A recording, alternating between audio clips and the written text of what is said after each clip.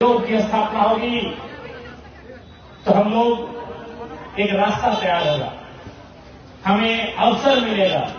लेकिन आज 100 साल के बाद भी परिस्थितियां हमारी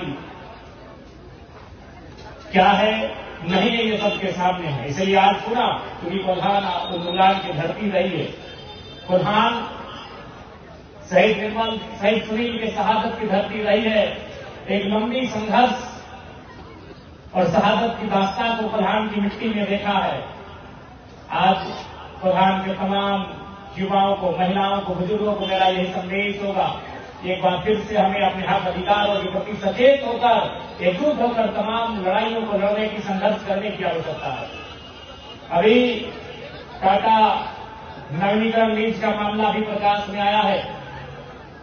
क्योंकि वर्तमान में हम झारखंड के सर्वोच्च सदन विधानसभा का मेंबर हैं, एक एमएलए चुनकर आए हैं, तो निसंदेह जो टाटा नवीनीकरण लीज का मामला है, इसे सदन के पटल पर रखा जाएगा और वहां जो जांच कमेटी बनी है उनसे उन्हें ये हिदायत अध्यक्ष के महोदय के द्वारा दिया जाए, मुख्यमंत्री के महोदय द्वारा दिया जाए कि आखिर जिन लोगों ने जमीन देने का काम किया था, जब भी किसी उद्योग की स्थापना होती है तो 5 चीजें इंपॉर्टेंट होती है, जिनमें 2 चीज बहुत महत्वपूर्ण होती है, एक जमीन और दूसरा पूंजी।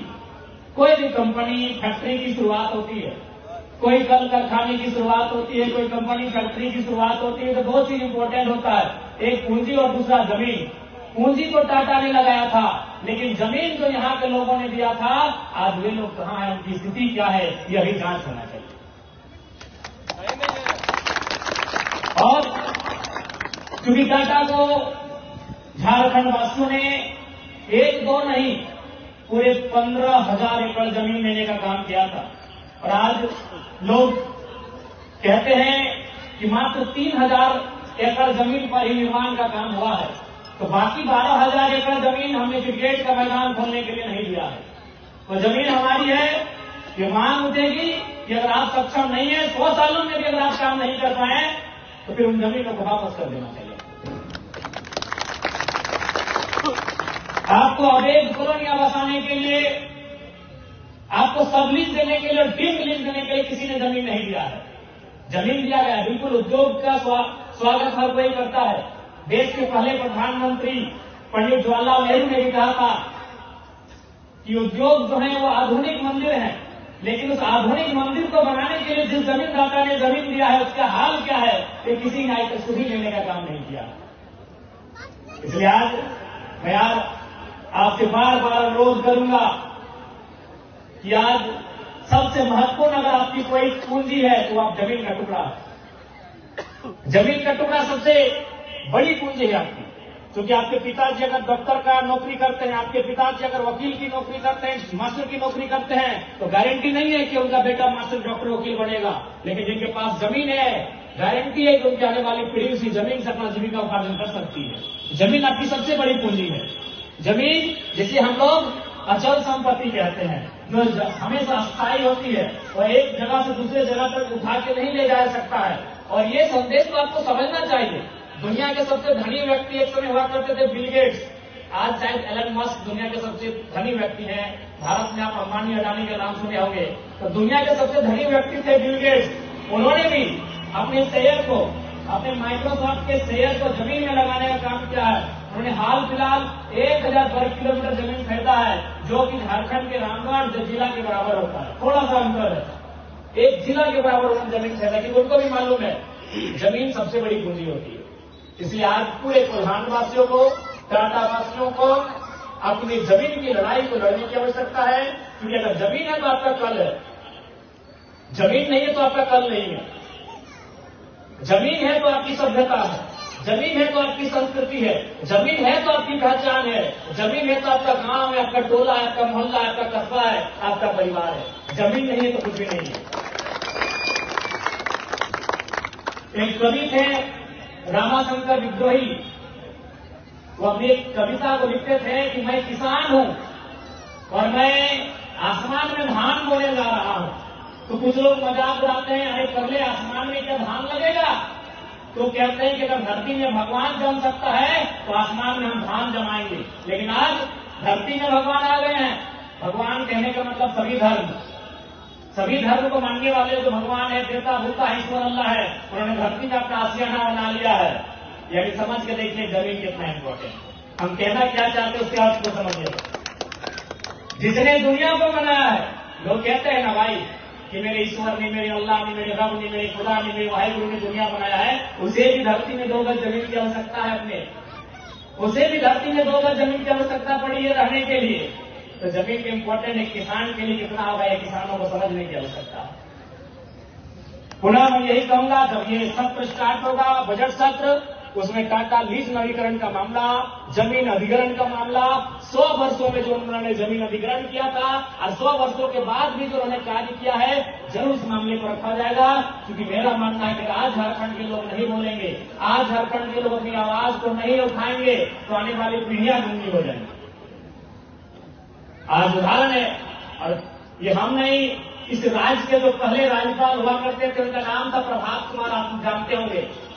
झारखंड राज्य के पहले गवर्नर, जब वह टाटा जमशेदपुर एक कार्यक्रम में आए थे, उन्होंने एक ही सवाल किया था, टाटा प्रबंधन से एक ही सवाल किया था कि हमको बताइए 100 साल आपका होने वाला है टाटा का, कितने झारखंडी लोग वीसी बने। वीसी का मतलब वाइस चेयरमैन। उनका उत्तर था 0। तो गवर्नर ने कहा था कि हम समझ चुके हैं आप कौन सा विकास किए झारखंडियों के लिए। ये हमारा नहीं, इस राज्य के सर्वोच्च रहनुमा पहले राज्यपाल प्रभात कुमार का स्टेटमेंट था, जो उन्होंने टाटा प्रबंधन से पूछा था कि अब हमको बताइए 100 साल हो चुका है टाटा का, कितने झारखंड के लोग आपने वीसी तक पहुंचाया। उनका उत्तर था 0। एक भी लोग वीसी नहीं बन पाए। आज कहीं टाटा है, कहीं टेल्को है, कहीं टायो है, कहीं किसको है, कितने जनरल मैनेजर झारखंडी पहुंच पाए, ये सवाल बनता है। क्योंकि इन्होंने जमीन हमारा लिया, लेकिन दोहन इन्होंने हमारा ही किया। ये अमानवीय व्यवस्था पूरे ब्रह्मांड में कहीं नहीं हुआ होगा। अभी हम आ रहे थे धनबाद में, तो इन्होंने 999 साल का लीज बना दिया है। अरे अंग्रेजों की ईस्ट इंडिया कंपनी ने भी इतना बुरा काम नहीं किया होगा। 999 साल का लीज मतलब समझते, लीज का मतलब क्या होता है? लीज का मतलब होता है अगर मेरे पिताजी ने जमीन दिया है तो कम से कम मेरा बेटा जाने की जमीन हमारी है। बताइए 999 साल बाद किसको पता रहेगा वो जमीन हमारी है? 999 साल भारत के भूभाग में कौन कहां रहते थे, कोई इसे मालूम है? किसी सरकारी दस्तावेज जानकारी हमें दे पाएगा कि 999 साल यानी 1000 साल पहले यानी एक आज 2025 है ना, यानी 1025 में टाटा में कौन कौन लोग रहते थे, कोई बता पाएगा? धनबाद में कौन कौन लोग रहते थे, बता पाएगा? रांची में कौन कौन लोग रहते थे, बता पाएगा? 1000 साल का लीज करवा दिया है, जो कि असंवैधानिक है, एक क्रूर मजाक है, लोकतंत्र की व्यवस्था पर एक तमाचा है। लेकिन फिर भी लोग मौन है, क्योंकि मैंने पहले ही कहा है कि यदि आपके दाहिनी जेब में पैसा है, ये पुलिस प्रशासन डीसी एसपी आपकी बाएं जेब में रहेंगे। लोकतंत्र के मुंह पे जोरदार तमाचा है 999 साल का लीज। लीज का मतलब क्या है कि जब एक समय आएगा, उस समय में हमें पता चला हम अपने लीज को वापस कर लेंगे, जो जमीन हमने दिया वो हमें वापस हो जाएगी, तो फिर हम पुनः लीज करेंगे, हम फिर से दोबारा उसको री एडमिशन, री एग्जाम होता है, री करेंगे। लेकिन 999 साल किसको पता चलेगा 999 साल के बाद कि हमारे बाबा ने दिया था, कि बाबा के बाबा के बाबा के बाबा ने दिया था। ये गंदा मजाक हो रहा है झारखंड में, ये अमानवीय व्यवस्थाएं हो रही है झारखंड में। इस प्रकार से लगातार झारखंड वासियों के यहां दोहन किया जा रहा है। इसलिए मैं आपको ये विश्वास दिला के जाता हूं, क्योंकि आज ये सेंसिटिव मामला है, टाटा पे बात करना एक संवेदनशील मामला है। इसलिए संवेदनशील मामला है कि रतिलाल महतो को हमने खोते हुए देखा है और धनबाद में सत्यनाथ महतो की हत्या को हमने होते हुए देखा है। किसने? जिसमें टाटा का रोल है। मुझे कहीं डर नहीं लगता है बोलने में। हो सके बंबई में जो टाटा के मैन ऑनर है उनको पता है या नहीं, मुझे नहीं मालूम, लेकिन मुझे बोलने में कहीं डर नहीं लगता है, क्योंकि टाटा एक संवेदनशील मामला है। कई लाख करोड़ की संपत्ति के मालिक है भाई, उनके खिलाफ कौन बोल पाए? सुनने में आया था कि माननीय मुख्यमंत्री की कोई एक बहन थी जिनको 80 लाख का उनके शादी में टेंट लगवा दिया था, बस साहस होगा बोल पाने का? ये आप लोग जानते हैं, ये किसी से छुपा नहीं है।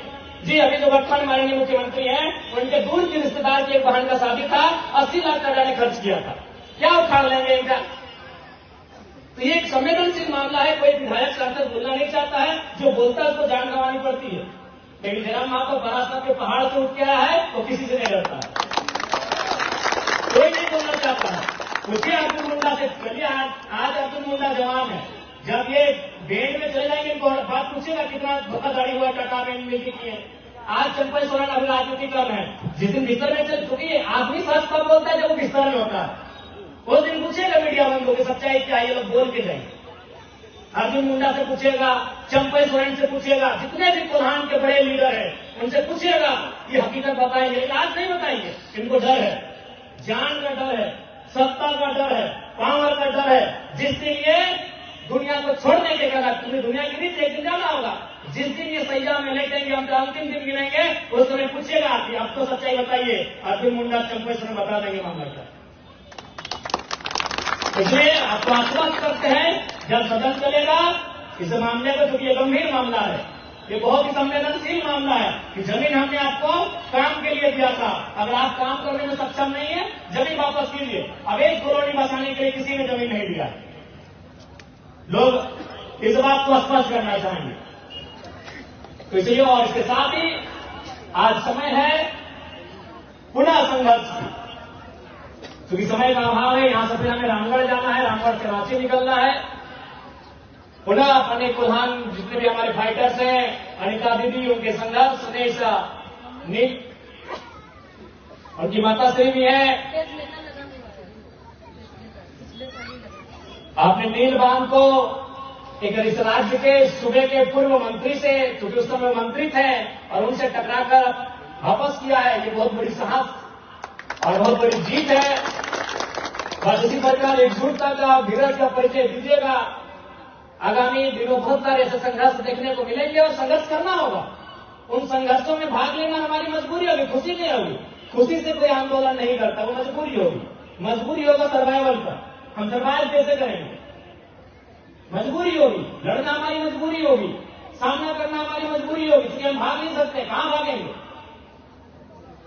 हम टाटा तो दुनिया में फला फूला है, 20 लाख करोड़ की संपत्ति का मालिक है। वो कनाडा जा शिफ्ट हो सकता है, वो रसिया शिफ्ट हो सकता है, वो लंदन शिफ्ट हो सकता है। ये जमशेदपुर के लोग कहां शिफ्ट होंगे?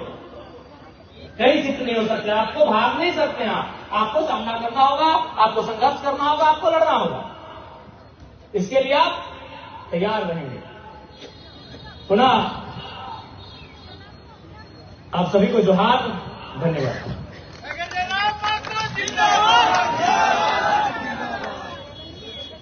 बहुत बहुत धन्यवाद। हमारे मुख्य अतिथि के बाद आप